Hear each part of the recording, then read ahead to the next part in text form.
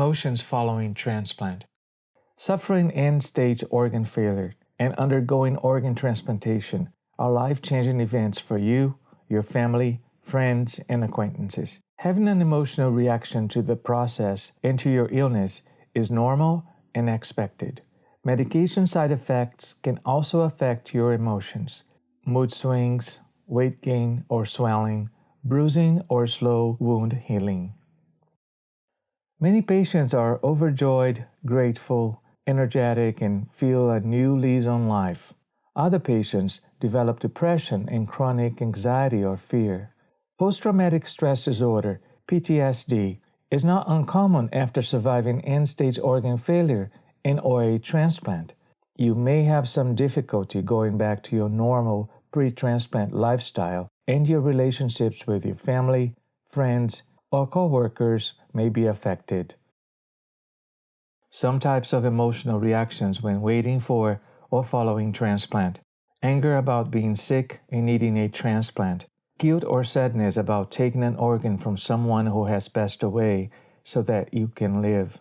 Fear of a negative experience or outcome.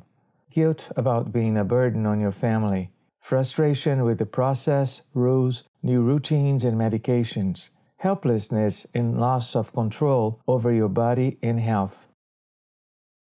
Other types of emotional reactions when waiting for or following transplant. Being depressed or withdrawn from everyone and everything. Stress, anxiety, and loss of control waiting for an organ.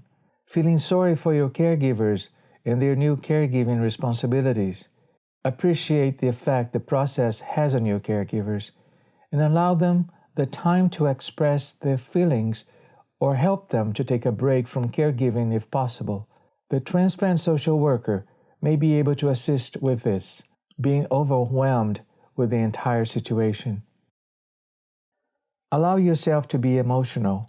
You may cry, be angry, not be able to sleep, lose your appetite or concentration. Explain what you're feeling to your family and friends so they can help support you.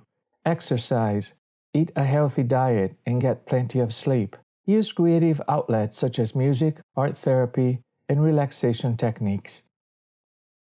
Seek support.